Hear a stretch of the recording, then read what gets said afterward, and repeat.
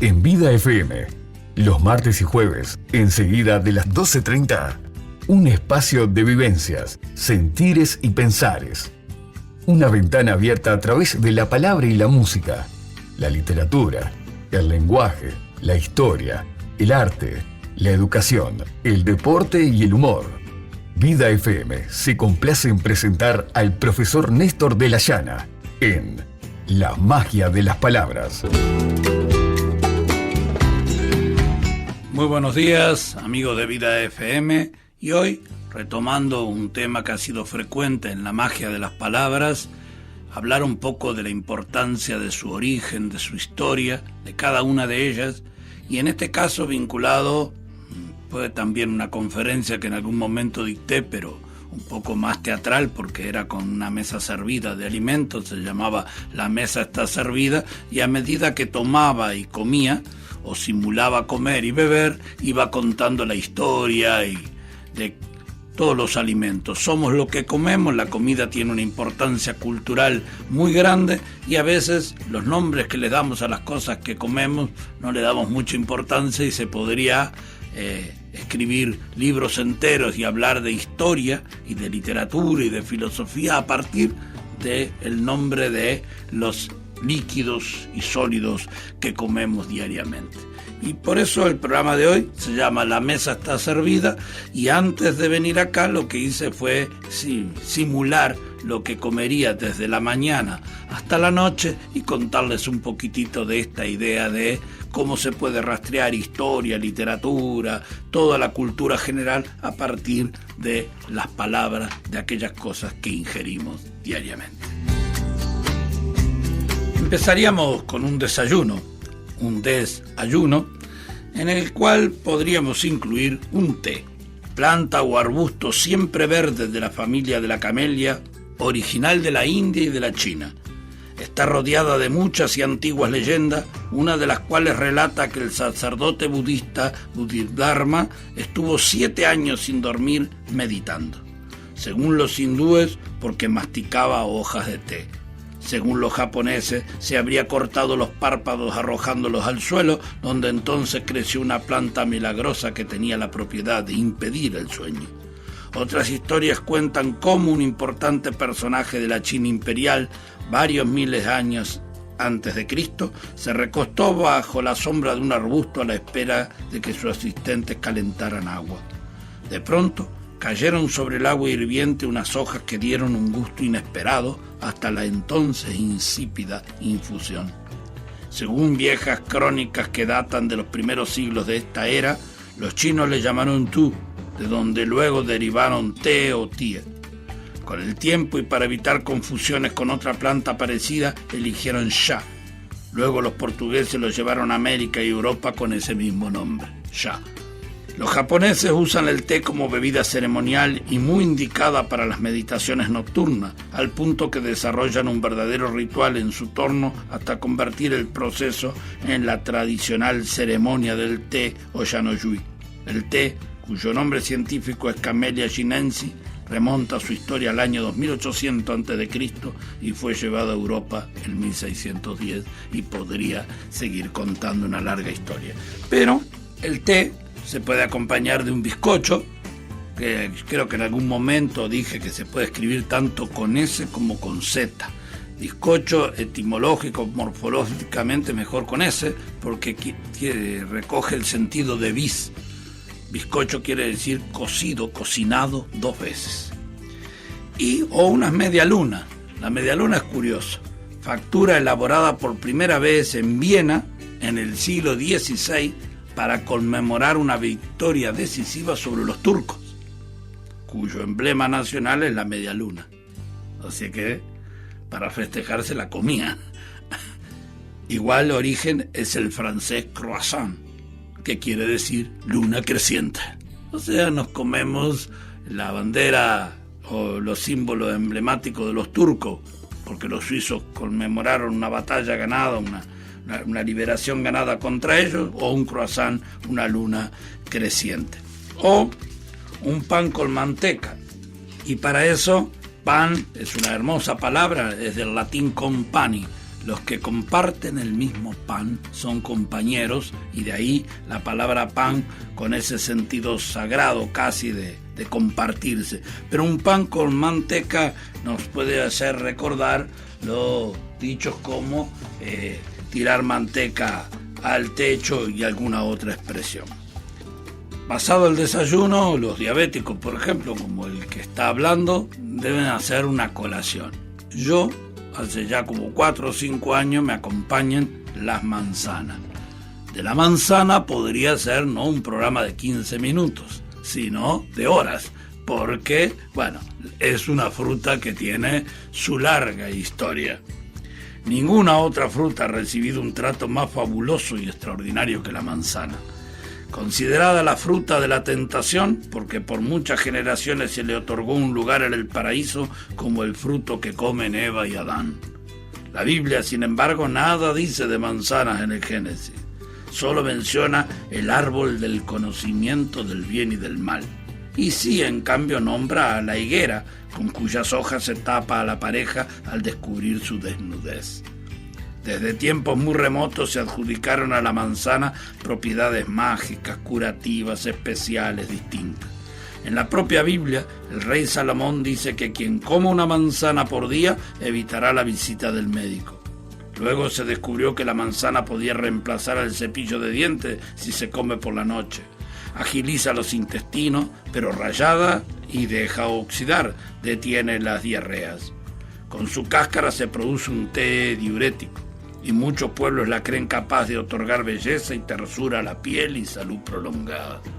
Lo cierto es que la pasión popular por la fruta, por ella y no por otras, se apoyaba en certezas tradicionales, y la manzana pasó además a ser clave en decenas de historias, mitologías, leyendas y folclore. La manzana de la discordia, que justifica el inicio de la guerra de Troya, el jardín de los Hespérides, donde crecían las manzanas de oro, Guillermo Tell, y la manzana sobre su cabeza, Mujercita de Luis Alcott, Blancanieves y Duna, la historia escandinava de las manzanas de los dioses. La manzana desmarcanda del príncipe Admed que curaba todos los males, o los relatos de Tácito, historiador romano, nacido en el año 55 de la era cristiana, que menciona las manzanas que crecían en las costas del Mar Muerto, que lucían como hermosas frutas, pero en su interior estaban llenas de ceniza. Estas manzanas fueron luego conocidas como las manzanas de Sodoma, y en la mitología celta, Avalón era la isla de las manzanas, la isla de las almas benditas o bendecidas, donde descansó y curó sus heridas el propio rey Arturo. Otra isla paradisíaca fue la isla de San Brandán, que estaba cubierta por manzanas. En la mitología celta, por ejemplo, la manzana era la fruta de la inmortalidad. Pero reitero, con manzana podríamos seguir largo tiempo. Para el almuerzo podríamos preparar unos fideos. El fideo viene del árabe fid, también lo expliqué en uno de los programas anteriores, donde quiere decir como verbo crecer o dilatarse, que es lo que hacen los fideos cuando se hierven. Pero supongamos que queremos comernos unos espaguetis. Riquísimas pastas en forma de hilos, cuyo nombre viene del italiano spaghetti, diminutivo plural de spago, que quiere decir cordel, cuerda. De allí surgió el marinero del dibujo animado, Popeye. Spaghetti, porque antes de recurrir a la lata de espinaca, tomaba sus fuerzas de estas pastas del espagueti. Algunos italianos lo piden al dente, que quiere decir como cuerda de violín.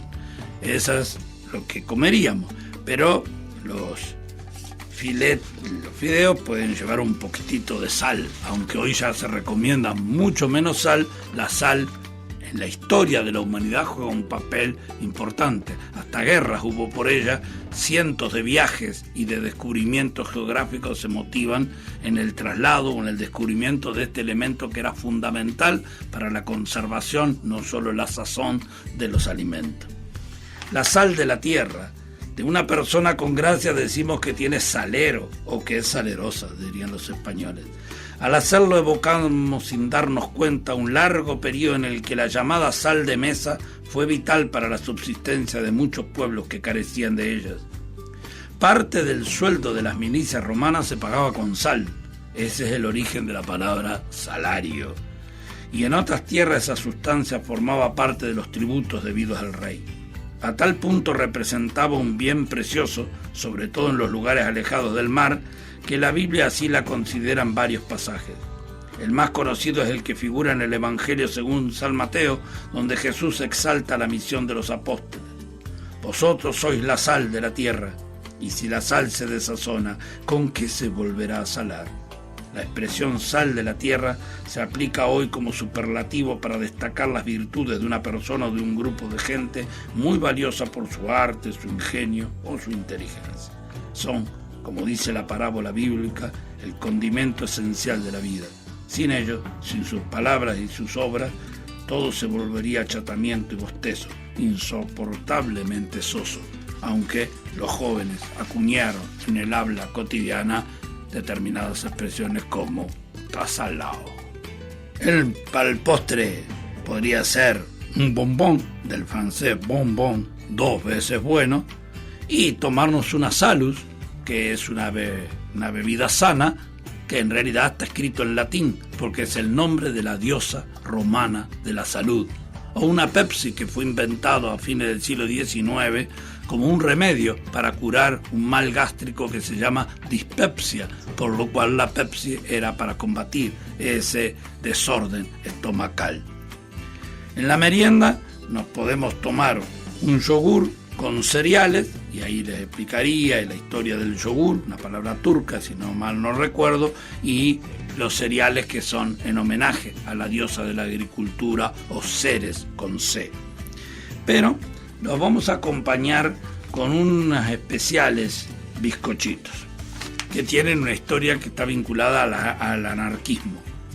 Los panaderos anarquistas dieron nombre a muchos de los dulces que los argentinos y también nosotros los uruguayos comemos con el desayuno o con la merienda en este caso. Malatesta y Matei, en 1887, crearon en Buenos Aires la Sociedad Cosmopolita de Resistencia y Colocación de Obreros Panaderos, primer sindicato duro y revolucionario. Al año de fundado, fueron una gran huelga para mejorar sus condiciones de trabajo. Pan por día, salarios por semana, 30% de aumento. Duró 10 días el paro o huelga. Se crearon otros sindicatos, todos de corte anarquista. En esos días decidieron hornear dulces cuyas formas y nombres se mofaban, tomaban el pelo de diferentes estamentos sociales como la policía, la iglesia y el ejército. De este modo nacieron los vigilantes, que son los palos de la policía. Las bombas o cañoncitos rellenos de crema o dulce de leche, que son la burla, las bombas y cañoncitos al ejército. Y otros como sacramentos y suspiros de monja o bolas de fraile, con las que podemos comer nuestro anarca merienda, que son una burla de los anarquistas al orden eclesiástico.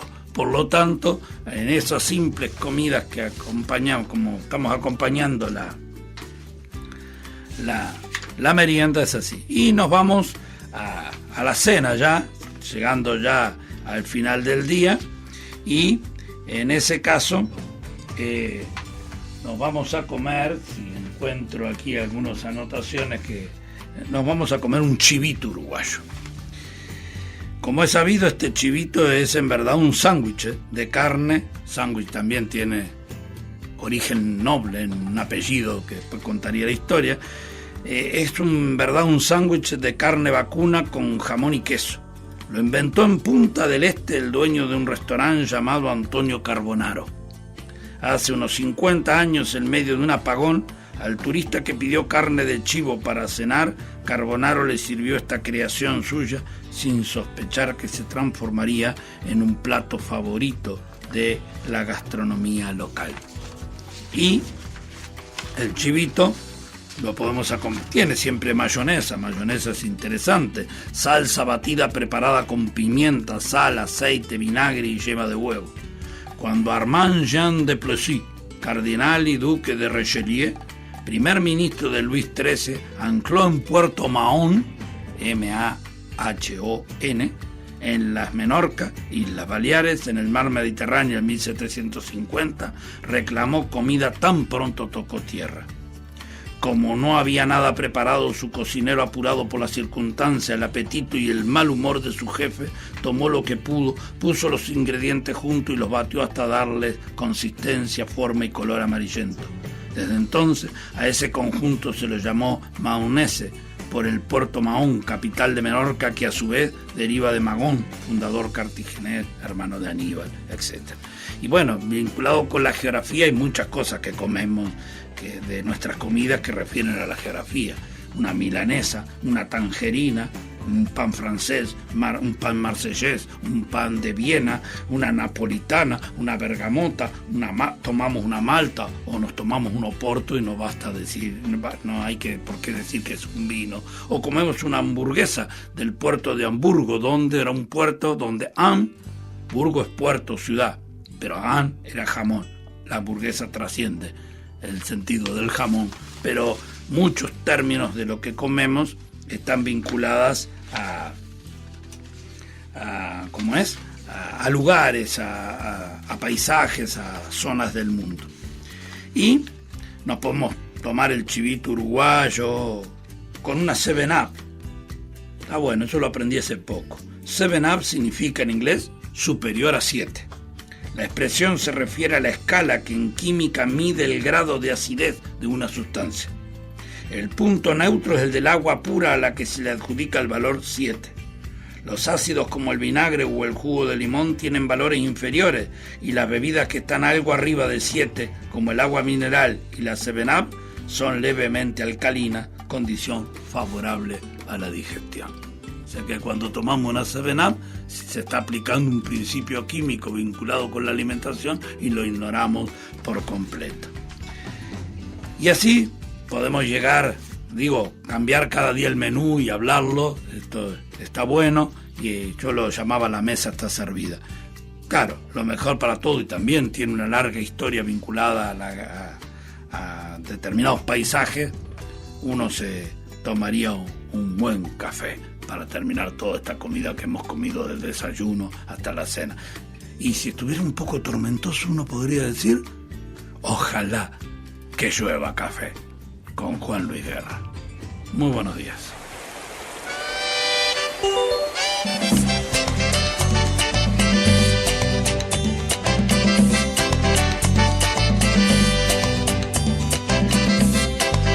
Ojalá que llueva café en el campo, que caiga un aguacero de yuca y té, del cielo una harina de queso blanco y al sur una montaña de berro y miel.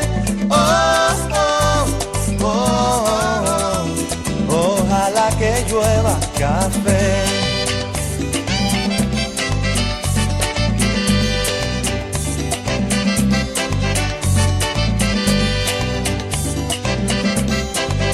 Ojalá que llueva café en el campo, peinar un alto cerro de trigo y mapuey, baja por la colina de arroz graneado y continúa el arado con tu querer.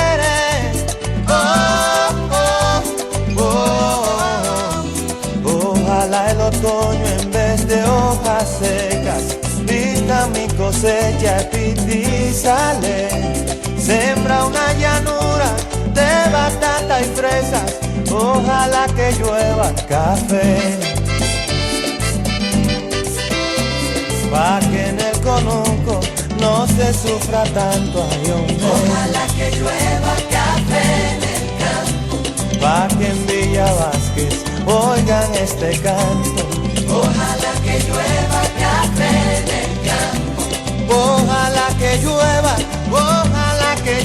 ay, hombre. Ojalá que llueva café en el campo. Ojalá que llueva café.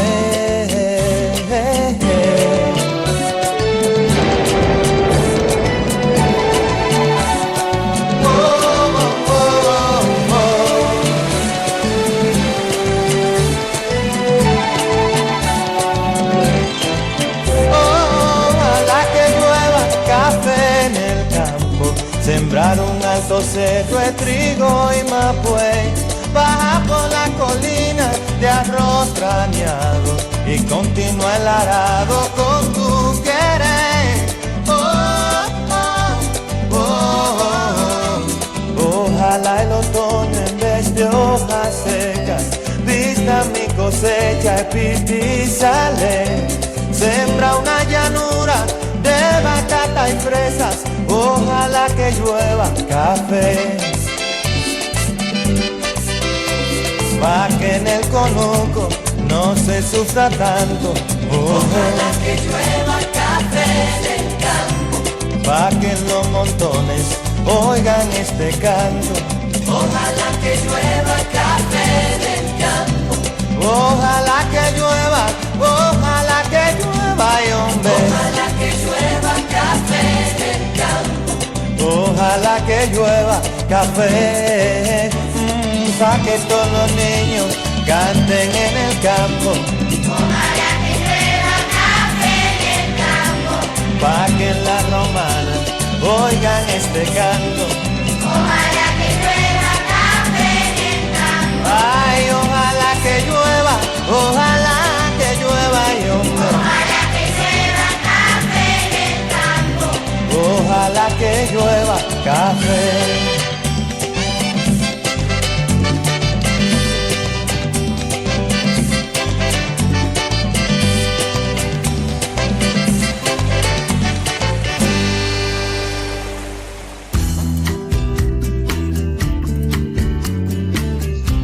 Así pasó en vida la magia de las palabras, con el profesor Néstor de la Llana. La magia de las palabras. Fue otra producción del Sol.